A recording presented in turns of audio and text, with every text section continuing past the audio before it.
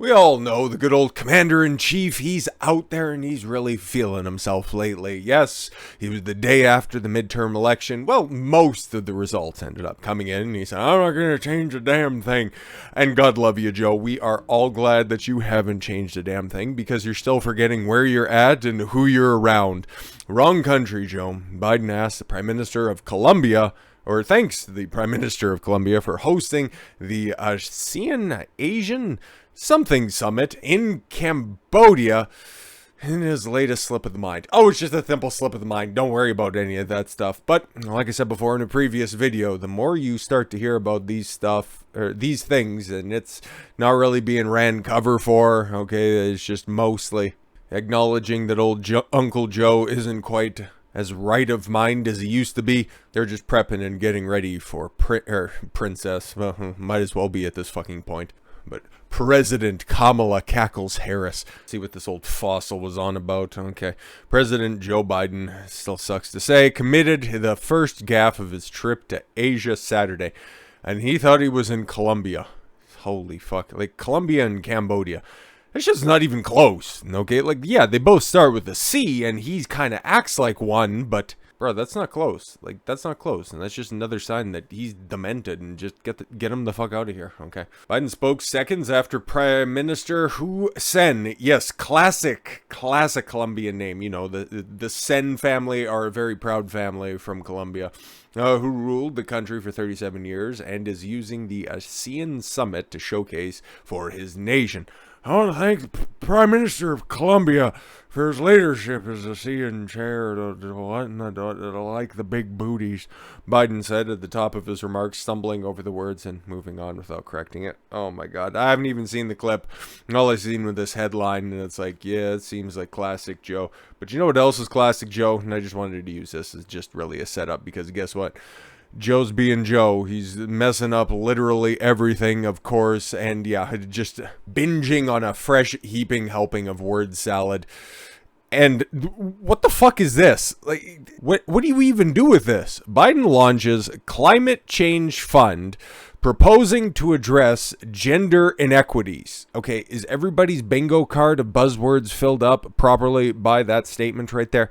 Launches a climate change fund. Okay, that seems like a very democratic thing to do. Party, not the policy. Okay, but instead of actually doing something about it, he's going to raise money for it. So it's a fund for climate change to address gender. And how does that what? Oh my god. Now, President Joe Biden announced a multi-million-dollar climate gender inequity fund. Fuck off at the UN COP27 climate conference in Egypt on November 11th, with the stated aim of boosting women's participation in climate change issues. Motherfucker, those are the only people that are out there, the piss-stinking lonely bitches who are too buzzed off of last night's box wine to actually contribute to society, but instead just latch onto the teat of daddy government and never fucking amount to anything. Just think everything will be fine. I'll find the man of my dreams. He'll just show up. Whatever. Okay, I'm doing fine. Shut up. Fucking broads. But why is this necessary? Okay, it's all for boosting women's participation. So you have to pay them more, you have to incentivize them financially in order for them to participate in what exactly? Or is it just a big money laundering scheme, just another expansion of government that's not going to have too much accountability because it's doing all of the good things in the world? It's helping women and climate change and the Biden family. The fund will have an initial seed funding of $6 million with the U.S. agencies for international development, yes, USAID, and Amazon. Sorry, what? Are we just openly acknowledging that the biggest company in the world is now actively working with the White House? Like, what? What are we doing here? But each of them will be contributing half of the funding. Project aims to leverage private sector contributions to ensure women have the capital, network, and technical skills necessary to scale the develop climate solutions. Great, because they're normally known for doing that. We need more women in STEM, and now we need to fund them more than the productive counterparts for equity and shit. The fund is enabled by the U.S. AIDS Commitment to gender-responsive climate action. Holy fuck.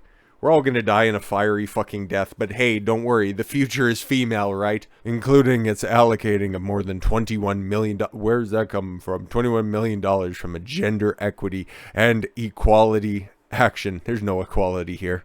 The GIA Fund. Oh, how adorable. Probably named after some broad who had her tits lopped off in a terrible manufacturing accident because she couldn't run the fucking machines properly. Surpassing its $14 million COP26 commitment, the fact sheet stated. Oh great, we already threw in a bunch of money. That didn't amount to anything, so we'll just have more money for this fund. Great. The $3 million contribution by Amazon is part of the company's $53 million fund that seeks to accelerate women's climate initiative. Why is this a female thing? Okay. Oh, they're the only ones who care about this fucking nonsense. I understand. Amazon will act as the founding partner in the Climate Gender Equity Fund. I want to kill myself. In a statement, Kara Hurst, Vice President of Worldwide Sustainability at Amazon, said that there are gender inequities that persist in climate finance. What, bitches ain't fucking shilling out enough money to keep up with their male counterparts? Or what are you going to try to do here? Just try to stave off any of the contributions from the men that are out there and just wait for women to open up the purse strings? Doesn't fucking happen. Oh, no, you're not actually talking about the dollars and cents. No, you just want bitches in more comfortable, cushy positions, okay, that need to be addressed. And women entrepreneurs must have an equal seat at the table on such issues. Yes, of course, you don't want them to actually do the work, right? You don't want them installing the fucking smokestack scrubbers, okay? You don't want them to actually go out there and pick up any of the litter. No, that's for the men to do. They could just, they're built for that, okay? We want women at the table because people are all the same. Men and women are exactly the same and they deserve the exact same opportunities that are out there. That's why you need to have a woman on the table so that you can have a female perspective because everybody's the same. Don't think about it because that's the sexism. We're proud to collaborate with the U.S. aid and the Biden administration to help scale women-led climate solutions globally. Do you have anything? Because normally you'd have to come forward with an idea in order to get funding, but no, we're just going to set up a fund and hopefully some broads stumble across some stuff when they're not too busy. I don't even know what women do nowadays. All I do is just not flattering to say in public. Back in August, Biden signed a $430 billion climate spending bill, which sets aside $386 billion for green energy tax credits and subsidies. How much of that is specifically earmarked for women and people of color and your other pet projects within the Democratic Party? I'm just wondering. So Biden's new climate fund comes as he revamps up ongoing attack against fossil fuels. Hey, Pennsylvania, I hope you're really happy with how you guys casted your vote. Or how Pennsylvania and Pittsburgh told you guys how everything's going to be governed over the next 2 years. Enjoy that. At a rally on November 6th, Biden remarked, "No more drilling." Wasn't that in California where he said that? After he left Pennsylvania. Funny thing about that. Following an exchange with a climate protester, insisting that no new drilling has formed under his administration.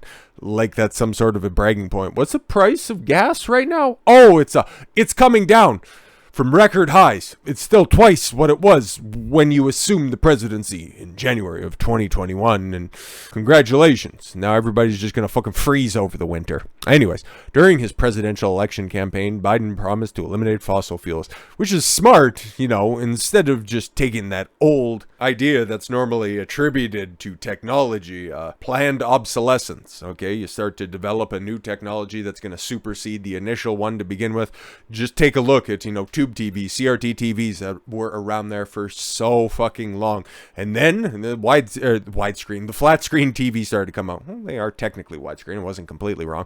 But anyways, no, they came out. They were very expensive to begin with. Okay, and some people picked them up. And then they started to lower in price. And then seemingly overnight, all of the old tube TVs were just gone. Absolutely gone, okay? That didn't happen overnight. It took a long fucking time.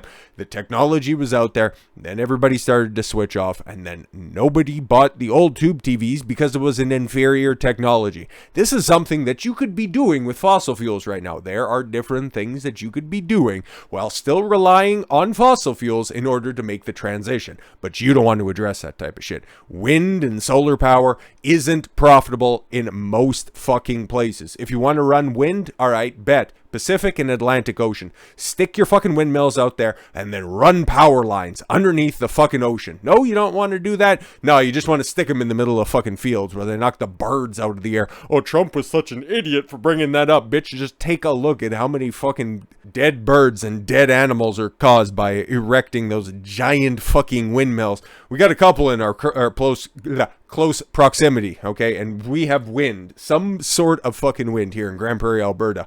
300 days a year, but that's not enough to make it sustainable. Even for this city of 75,000 people, fucking great. Tell me how you're going to make a wind farm work and a solar farm work for New York City, okay? Tell me how solar is going to be sustainable. You've seen the pictures of those solar farms, haven't you? They are huge, they are massive, and they are giant wastes of land. You can't do anything else on them. They take up so much fucking space. And even if you can make it work in some places, like you can stick that shit in the fucking desert. That's probably a good use of resources for the time being. But for half of the country in the United States, and definitely for Canada, 6 months out of the year, you're going to have to be scraping and fucking moving a whole bunch of snow off that shit. It's going to be overcast. It's barely going to be sunny enough throughout the week in order to keep those things fucking churning out energy. All of your green policies are fucking garbage. Do you want to talk nuclear? No, of course. I didn't think you would anyways, because that's green. That's the cleanest shit that's out there.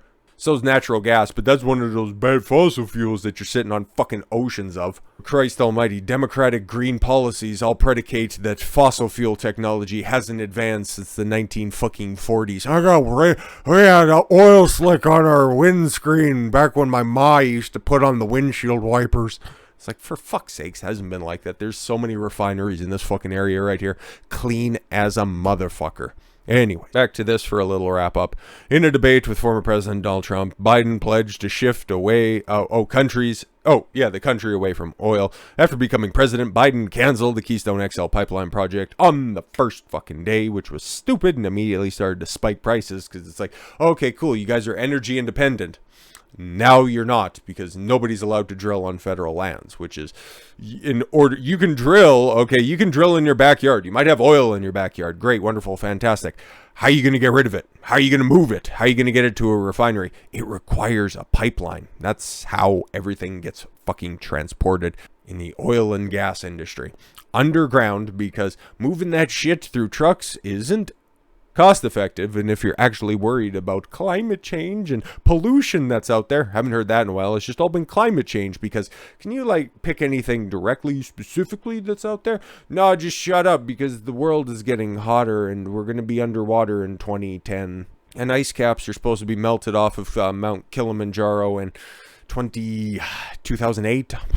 Anyways, pipelines have to go somewhere, and they will inevitably cross through somebody else's land. Federal land, state land. If you need to cross in between states, which is highly fucking likely, and you can't drill on fucking federal lands, well, guess what, buddy? Nothing's going to be fucking done. He knows that. Well, Joe probably doesn't know that, but at least the head of the energy commissions definitely know that. And it's hard to read anything other than pure malice into these policy decisions, because you can't say ineptitude, because they know that this is a giant fucking money project, whether they were to continue to drill or if it's an entire process to replace everything with electric vehicles. But how are you going to power that shit? We'll figure out something afterwards, okay?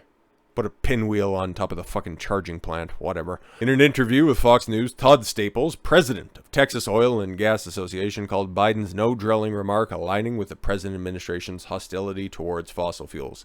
Americans deserve energy security. As time our federal government treated oil and gas, or natural gas, like an asset, not a liability. Is definitely an asset, okay? Especially take a look at what's going to be happening and what is happening right now in Europe. Russia doesn't want to fucking play ball anymore. They're tired of being laughed at, and they're tired of being ridiculed without being heard out by their other side, okay? And then they're just like, well, fuck it, we'll just turn the taps off. It's like, no, we don't want to freeze this winter. Can we work something out here? Oh, but don't worry, any day now, Ukraine's gonna fight back Putin. Whatever, dude. I seen a wedding and I seen a happy couple kiss in the middle of Kherson, and I know exactly where that is, and that means that don't worry, guys, he's gonna be out of Ukraine any fucking day now. God, these people are so fucking dumb, and they're the ones making the policy decisions. Ain't it great? Ain't great. Just enjoy the decline, my friends. According to the analysis by Wall Street Journal, Biden ranks top on their list of presidents when it comes to issuing the fewest acres of land for federal oil and gas leases since the late 1940s. Okay, at least we know that his mind is coherent when it comes to long-term memory, okay? Because everything that he does is in service to when the last time the country was in the fucking same shape it is right now. Just coming out of a late 40s. Wasn't that just coming out of the deep, dark depression, World War II? Funny thing about that. In June, the Department of the Interior announced a 5-year oil and gas leasing plan, according to which the agency has the power, not to hold any new lease sales until the end of 2028, or until about January of 2025 when a new administration can get ushered in, because I don't know about you, but I think a few people are probably going to be a little bit pissed off. They might be a bit too cold this fucking winter, but then again, they already cast their votes, okay? We already got you in for the next 2 years. Hopefully you just have short-term memory loss and don't quite remember. And the next time we tell you to go to the polls because the sky is falling, the world is getting hotter, and eventually, I don't know, Wyoming is going to be oceanfront property. Yeah, get fucked to the lot of you. But with all that said, thank you all very much for the gift of your time. I've been Don Consuelo. I want you to follow your gut and get after it. Take care, everyone.